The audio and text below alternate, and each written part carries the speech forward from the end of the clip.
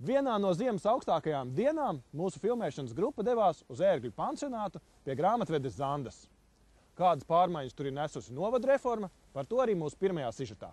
2008. gada vasarā, kad Nodarbinātības valsts aģentūra Zandē šeit piedāvāja darba vietu, pansionātam bija savs grāmatvedis, kurš tad arī ierādīja viņai visus darba pienākumus un palīdzēja ar padomu. Bet tagad viss citādi. Vienota grāmatvedība pašvaldībā, taču Zandes darba vieta tomēr saglabāta. Viņai te uzticētas mēneša atskaites, pavadzīmes un kontroli pār saimniecības izdevumiem. Vienkārši, bet atbildīgi darbiņi, kurus ātri apguvusi. Nebija nekas grūts, teiksim, tā kā man dators strādāt patīk un arī ar Excel patīk strādāt. Tad var izdomāt visādus risinājumus. Pēc nelaimes gadījuma Zanda jau 7 gadus ir ratiņkrēslā. Kopš tā laika šī viņai ir pirmā īstā darba vieta, bet nav svešs arī darbs mājās. Savulaik tādā veidā piestrādāts kādā sociālo aptauju firmā. Tad ir vienkārši jāplāno savs laiks. Un tad, kad tādu darbiņu piedāvā, tad arī jāstrādā, neskatoties, vai tā ir sestdiena, svētdiena. Mājās varbūt ir tādā ziņā ērtāk, ka tā ir māja atmosfēra un tāda nav nekur jāiet, jābrauc, jāpārvar kaut kādi šķēršļi līdz darbam un tam līdzīgi. Šeit viss bija pieejams, pat cik jau šī ir attiecīga iestāde, kā pansionāts, bet tika veikti dažādi uzlabojumi. Mums ir jaunas ārdurvis. Un arī par šiem līdzekļiem tika nopirkts galds un galda lampa konkrēti manam darbam. Zandai nodrošināts arī pavadonis, kurš katru rītu ar auto nogādā viņu līdz pansionātam. Tagadējā direktora Elita Ūdre šeit strādā salīdzinoši nesen, taču zina stāstīt, ka iepriekšējā pansionāta vadītāja Aina Zirnīte ļoti atbalstījusi invalīdu nodarbinātību. Arī Elita izsaka gandarījumu par Zandas darbu. Man iespējas ir ļoti labs par viņu. Viņa tā precīzi visu grib izdarīt laikā. Nevienu darbiņu viņa tā neievelk. Viņa neuzbāžās it kā ar savu palīdzību, bet tai pašā laikā, es nezinu, vai te ir kāds, kuram viņa nepalīdz. Es tikai varu teikt tos labākos vārdus, lai vairāk tādu projektu būtu. Savā ziņā tas ir arī radoši, tomēr nevarētu teikt, ka tas būtu tikai tā, savs kaut kāds darbs. Protams, ir kaut kāda zināma rutīna, darbiņi, kas ir jāpadara, bet tas viss pieder pie lietas. Īstam grāmatvedim būtu jābūt tādam ļoti akurātam, punktuālam, viņam būtu jābūt arī zināšanām.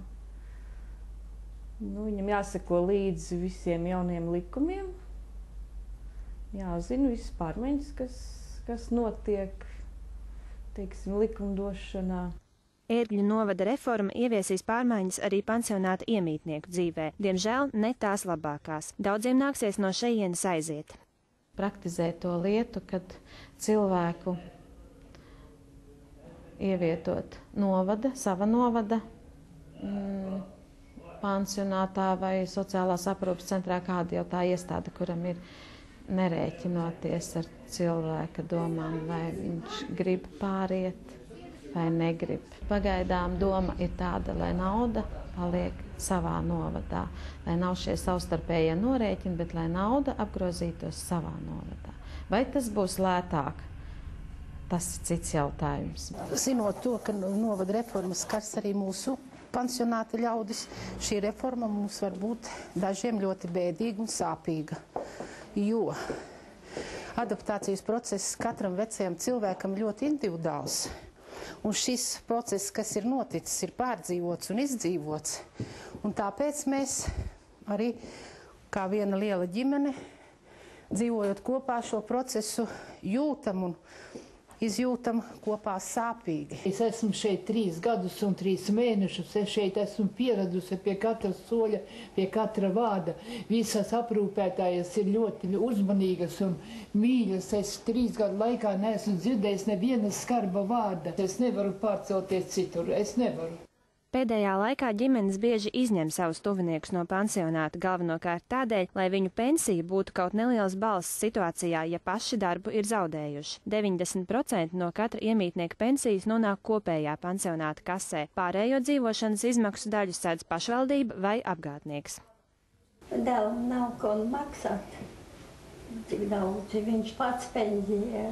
Ir ļoti smagi aiziet tam cilvēkam pateikt, tev būs jāiet uz citu pansionātu.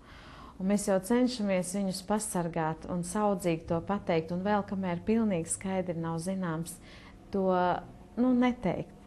Bet viņi arī ir cilvēki, un viņi jūt, ka nav kaut kas kārtībā. Šeit jau bija, kad parunājā ir saslimst. Temperatūras rodas jau.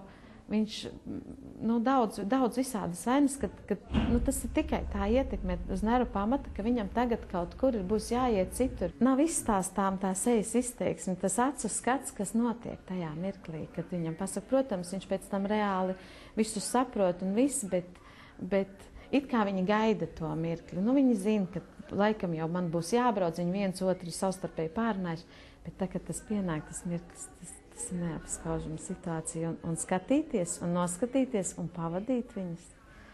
Tas ir tiem darbiniekiem, jo manā skatījumā šajās iestādēs strādā cilvēki, kas visu sirdi un dvēseli ir atdevuši tiem vecajiem cilvēkiem. Ja mēs runājam par mūsu ilgadējiem un ilgākā laika periodā iemītniekiem, tad Veres kundze mums ir vecākā iemītniece. Veriņ, cik tu ilgi dzīvo?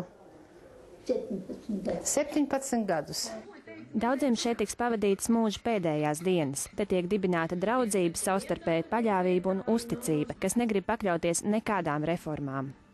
Un ja es jautātu, vai jums ir šeit mājas, tad lielākā daļa teiktu, ka šeit ir mājas. Bet ja es jautātu, vai jums šeit ir jūsu mājas, viņi teikt, nē, tās nav mūsu mājas. Šeit ir tikai mājas pašlaik.